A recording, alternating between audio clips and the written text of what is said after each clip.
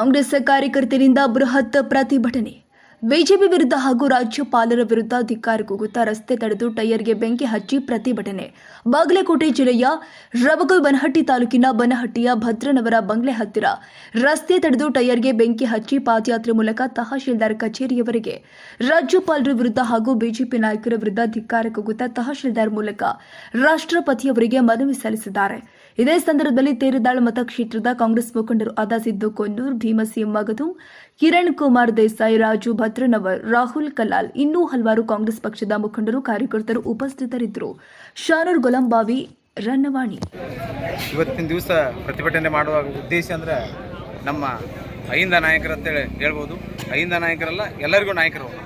ಯಾಕಂದ್ರೆ ಮೇಲ್ವರ್ಗದವ್ರಿಗೆ ನಾಯಕರು ಅವರ, ಅಹಿಂದವ್ರಿಗೂ ಅವರ ನಾಯಕರು. ನಮ್ಮ ನಾಯಕರಿಗೆ ಅವ್ರ ಹೆಸರು ಭಾಳ ಎತ್ತರಕ್ಕೆ ಬೆಳೆಯೋದ್ರಿಂದ ಅವ್ರಿಗೆ BJP ಅವ್ರಿಗೆ ತೊಂದರೆ ಆಗ್ತೈತಿ. ಏನು ತೊಂದರೆ ಆಗ್ತೈತಿ? ಮುಂದಿನ ದಿನಮಾನದಾಗ ಎಲ್ಲಿ ಪ್ರಧಾನಮಂತ್ರಿ ಆಕ್ಕಾನೆ ಆಮಲ್ಲ ಅನ್ನುವಂಥ ಉದ್ದೇಶ ಬಂದ ಸುಮ್ಮನೆ 40-45 ವರ್ಷ ಒಳಗೆ ರಾಜಕಾರಣಿ ಒಳಗೆ ಒಂದೂ ಕಪ್ಪ ಚುಕ್ಕಿ ಇಲ್ಲ. ಅವರು ಯಾರು ಸಿದ್ದರಾಮಯ್ಯ ಸಾಹೇಬರು ಆ ಕಪ್ಪು ಚುಕ್ಕಿಯನ್ನು ಇವರಿಗೆ BJP ಅವರು ಒಂದು ಕಪ್ಪು ಚುಕ್ಕಿ ಮಾಡ್ಬೇಕಂತೇಳಿ ಪ್ರಯತ್ನ ಮಾಡಾಕ್ತಾರೋ. ಆದ್ರೆ ಅವರಿಂದ ಯಾವಾಗೂ ಸಾಧ್ಯ ಇಲ್ಲ.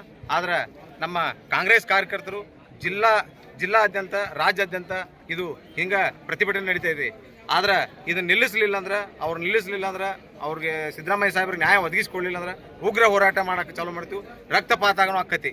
ಆ ಲೆವೆಲ್ಗೆ ಇವತ್ತಿನ ದಿವಸ ನಮ್ಮ ನೋಡ್ತಿರ್ಬೋದು, ನೀವು ಜಿಲ್ಲಾದಾಗೂ ನೋಡ್ತಿರ್ಬೋದು, ತಾಲೂಕದಾಗೂ ನೋಡ್ತಿರ್ಬೇಕು, ರಾಜ್ಯದಾಗೂ ನೋಡ್ತಿರ್ಬೇಕು. ಪ್ರತಿ ತಾವದಲ್ಲಿನೂ ಪ್ರತಿಭಟನೆ ನಡೆದೈತಿ. ಯಾಕೆ ನಡೆದೈತಿ ಅಂದ್ರೆ ನಮ್ಮ ನಾಯಕರಿಗೆ ಎಂದೂ ಕಪ್ಪು ಚುಕ್ಕೆ ಇಲ್ಲ.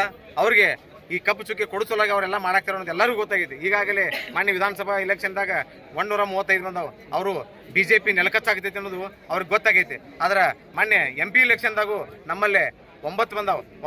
ಮೊದಲು ಅವಾಗ ಬಂದಿದ್ದಿಲ್ಲ, ನಮ್ಗೆ ಒಂದೇ ಬಂದಿತ್ತು. ಈ ಸಲ 9 ಬಂದಾವ. ಇನ್ನು ಮುಂದಿನ ದಿನಮಾನದಾಗ ಅವ್ರ ಮೆಜಾರಿಟಿ ಆಗಲಿಲ್ಲ. ಈ ಸಲ ಇನ್ನೊಬ್ಬರನ್ನ ಕರ್ಕೊಂಡು ಮೆಜಾರಿಟಿ ಮಾಡ್ಯಾರು. ಮುಂದಿನ ದಿನಮಾನದಾಗ ಅವರೇ ಪ್ರಧಾನಮಂತ್ರಿ ಆಕಾರ ಅಂತೇಳಿ ಹೇಳಕ್ಕೆ ಇಷ್ಟಪಡ್ತೀನಿ. ಅವರಿಂದ ಅದನ್ನು ಯಾರಿಗೂ ಹಿಡಿಯೋಕೆ ಸಾಧ್ಯ ಇಲ್ಲ ಸಿದ್ದರಾಮಯ್ಯ ಸಾಹೇಬ್ರನ್ನ ಅಂತೇಳಿ ಹೇಳ್ತೀನಿ.